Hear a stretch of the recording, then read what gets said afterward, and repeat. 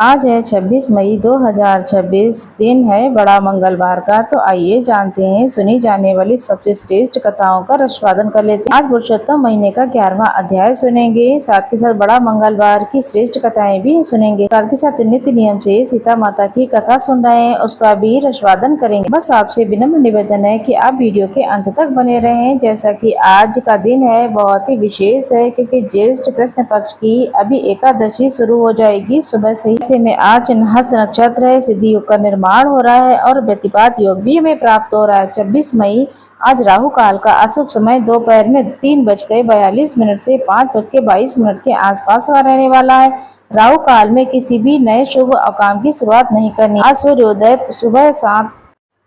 तो प्रिय श्रोताजनों, आज सूर्य उदय सुबह 5:46 पे और सूर्य अस्त है 7:01 के आसपास का रहने वाला है। इसके साथ साथ अभिजीत मुहूर्त, जो कि दान पुण्य पूजा पाठ किसी नए शुभ काम के लिए कहा जाता है, अभिजीत मुहूर्त 11:57 से 12:50 के आसपास का होगा। इसके साथ साथ आपको बता दें, आज की चौगड़िया का समय रहता है 10:44 से 12:23 के आसपास का हो रहा है। तो प्रिय श्रोताजनों, यह था आज का पंचांग। अब आप सबसे पहले सुनेंगे पुरुषोत्तम महत्व का 11वां अध्याय। बाकी अगली वीडियो में अन्य कथाएं भी सुनेंगे। तो प्रेम से बोलिए पुरुषोत्तम भगवान की। लिखा गया है, ऋषि पुत्री का घोर तप और शिव जी का उसे 5 पति देने का वरदान का यहाँ वर्णन मिलता है।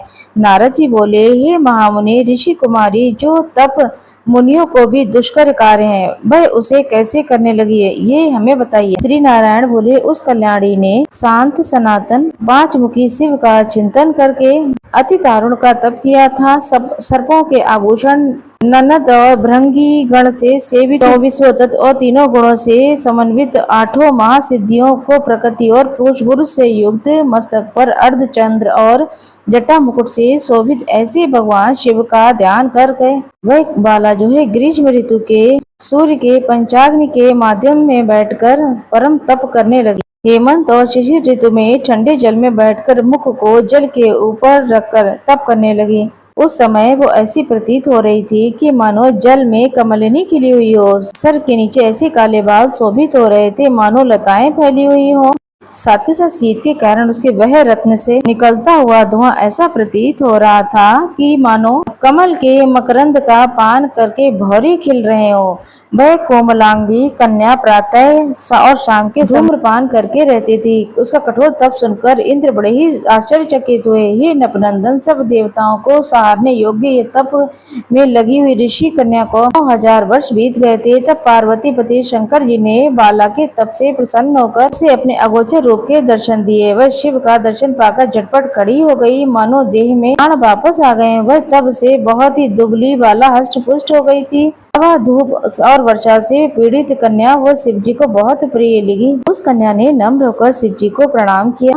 फिर वह विश्व वंदित शंकर की मानसिक उपचारों से पूजा करने लगी। बड़े ही श्रद्धा भक्ति से स्तुति करने लगी। कन्या बोली, पार्वती बल्लभ, हे प्राणनाथ, हे प्रभु, हे भृग, हे भूतेश, हे गौरीश, हे स्वयंभू, हे तमह, हे सोम, हे सूर्य, हे अग्नि अर्थात दिव्य नेत्र वाले मुंड मालाधारी, आपको नमस्कार। से उत्पन्न पीड़ा वाले व्याधि से युक्त इस घोर संसार रूपी सागर में डूबे हुए दुष्ट काल रूपी सर्प को ग्रहण कर सर्प की उग्र दाहों से डसे हुए प्राणी भी आपकी शरण में आकर के मुक्त हो जाते हैं।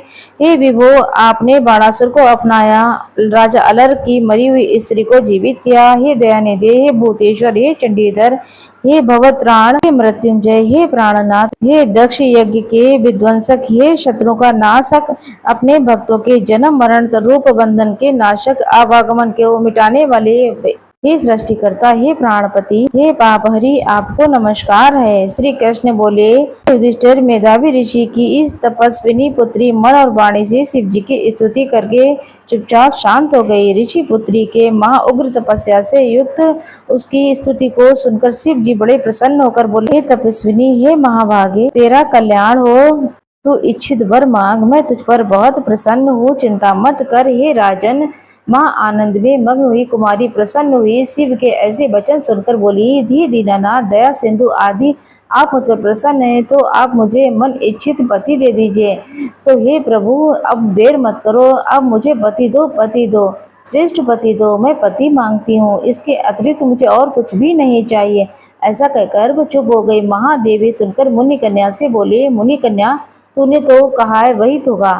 तूने 5 बार पति पति कहकर वर मांगा, इसलिए हे सुंदरी तेरे 5 पति होंगे और वह सब सूरवीर होंगे, धर्मवीरता होंगे, साधु होंगे, सत्यवादी होंगे, पराक्रमी जवान, अपने गुणों से विख्यात, सब सुख देने वाले होंगे, सभी गुणवान राजकुलों में उत्पन्न होकर। श्री कृष्ण बोले। शंकर जी के वचन सुनकर वह कांपते हुए बोली, हे उमा, अनीतिपूर्ण वर देकर मेरा संसार में तमाशा न बनाए, क्योंकि एक स्त्री का एक ही पति होता है। 5 पति वाली स्त्री कोई नहीं कभी देखी मैंने, ना कभी सुनी है। हाँ, ये बात तो सुनी है, एक पुरुष की 5 स्त्रियां हो सकती है। हे स्वयंभू, आप अधिकारी होकर भी 5 भर्ता वाली कैसे हो सकती हूँ? हे कृपानिधि, ऐसा करना आपको शोभा नहीं देता, अतः मैं आपकी हूँ, अतः आपको ही लज्जा आनी चाहिए। कन्या के ऐसे वचन सुनकर शंकर जी बोले, हे भीरु, तुझे इस जन्म में पति सुख नहीं मिलेगा, लेकिन तू अगले जन्म में तू अपने तपोबल से, जब तू अग्निकुंड से उत्पन्न होगी, तब वो पति सुख को प्राप्त होकर परम पद को पाएगी। मेरे प्रिय स्वरूप दुर्वासा का अपमान किया है। हे सुब्रे, तूने